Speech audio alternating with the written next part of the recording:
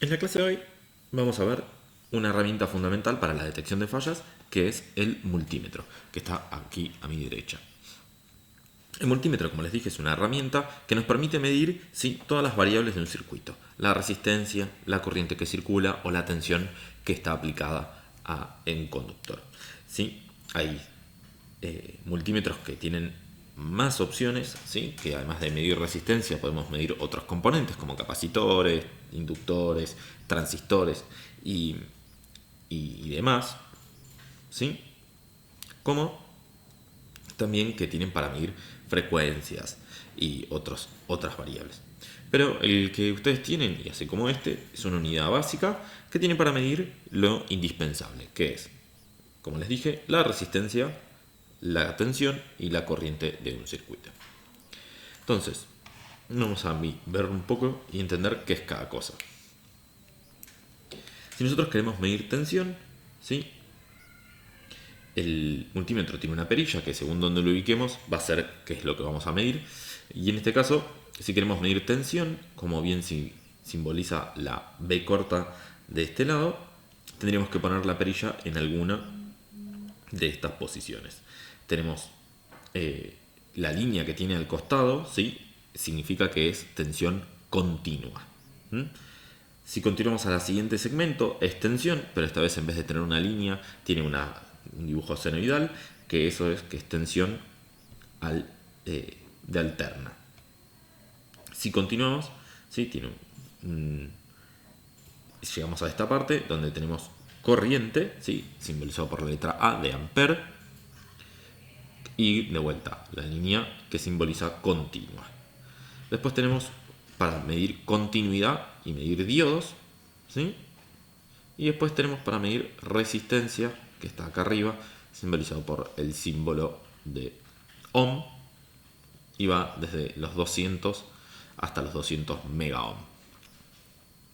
Las letras que aparecen al lado de los números, ¿sí? Son las cantidades. Tenemos 200, 2000, 20K, que sería 20.000, ¿sí? 200K, ¿sí? Que sería 200.000, 20M son 20 millones y 200 millones, ¿sí? Entonces tenemos mega, kilo y ohm común. Lo mismo de este lado, que llega hasta 600 volt y en corriente llega hasta los 10 amperes. Entonces, tenemos acá un circuito armado que, como vemos, no enciende. Es el mismo circuito que teníamos antes en la clase anterior y hicimos, ¿qué pasó? ¿Qué fue lo que sucedió para que nuestro circuito no esté funcionando? ¿En dónde nos equivocamos? Entonces, lo primero que vamos a hacer como detección de fallas, también y antes de usar el multímetro, es asegurarnos, ¿sí? que cada cable va hacia donde tiene que ir, ¿sí? Entonces empecemos. El positivo va a la resistencia y vemos que el positivo está puesto en la resistencia y ahí venimos bien, ¿sí? Después tenemos que la resistencia va a esta línea del protoboard. Ya sabemos que las líneas horizontales internas están conectadas entre sí. Todas estas líneas están conectadas. Eso significa que la resistencia está bien y que del otro lado de la resistencia hay conexión con el diodo. Pues vemos el diodo que continúa y esto va hacia un cable, que el cable va hacia el negativo. Es un cable que va hacia el negativo. Buenísimo. Siguiendo el circuito, vemos que todo está conectado donde debería estar. Entonces la siguiente cuestión que vamos a probar es ver por qué no circula corriente. Entonces tendríamos que levantar la resistencia y ver si realmente está circulando o no está circulando corriente.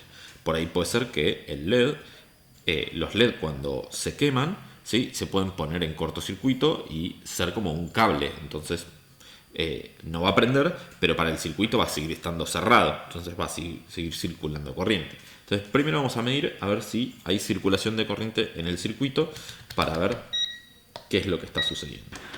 Ponemos en 20 ohm. Levantamos la pata de la resistencia. Recuerdan, como vimos en la clase anterior, que para medir corriente había que estar dentro del circuito, ¿sí? Y vamos a medir entre la resistencia y el LED. Y vemos que no pasa nada, ¿sí? Dice 0, no hay circulación de corriente. Qué raro. ¿Por qué no habría circulación de corriente en un circuito que en este caso es bastante simple? ¿Sí? El único objeto, considerando que todos están andando bien, lo único que puede llegar a suceder es que algún cable esté cortado internamente. ¿Sí? Entonces vamos a decir, bueno, veamos si la resistencia está bien, si este cable está bien funcionando, si hay conectividades de acá hasta acá. Empecemos a probar ese tipo de cosas. Vamos a sacar la fuente de alimentación. Vamos a probar también la fuente para estar seguros de que no es que no hay corriente porque no hay una diferencia de potencial. O sea, la fuente no tiene tensión. Vamos a asegurarnos de eso. Es el primero. Va a ser más fácil. Y vamos a agarrar positivo con positivo y negativo con negativo. 5,65. O sea, la fuente está funcionando. Técnicamente tiene tensión y está entregando tensión. Primera parte. Buenísimo. Lo otro que vamos a medir es que haya conexión desde el pin donde yo estaba poniendo la fuente hasta la resistencia. Entonces vamos a ir al que mide continuidad. El que mide continuidad lo que hace es, yo pongo estos dos, o sea, pongo el positivo y el negativo en los dos bornes de donde yo quiero medir, y si circula corriente a través de ese cable, me hace un pitido, me hace como un ruido, ¿sí? Bueno, como vemos, hay continuidad, por ende eso significa que de acá hasta acá está bien. ¿Sí? Ya que estamos, vamos a medir de la parte del retorno, el negativo, vamos a medir continuidad. Vamos a probar todo el tramo de un saque, ¿sí? Entonces vamos a probar desde la pata del LED hasta el negativo, que es este pin que está acá. Entonces yo pongo, digo, perfecto, eso no tiene ningún problema. O sea, hay continuidad desde la pata negativa del LED hasta el negativo total. Y después la última prueba que nos quedaría de ver de continuidad es que la resistencia, ¿sí?, esté conectada con la otra pata del LED. Vamos a probar eso. Bueno, está conectado.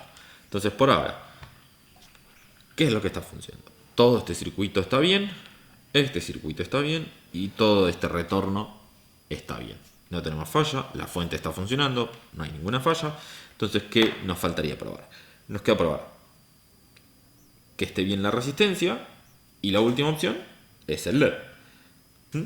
Entonces vamos a medir que la resistencia esté dentro del valor que corresponde. Vamos a sacar la resistencia y vamos a medir.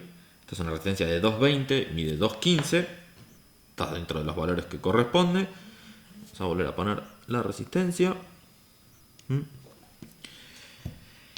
Y visto considerando que la resistencia está bien, los cables van todos para donde tienen que ir y la fuente de alimentación está bien, la última opción que nos queda es algún drama con el LED, ¿sí? Y una de las fallas más comunes es poner el LED al revés. Entonces ahora lo pusimos bien.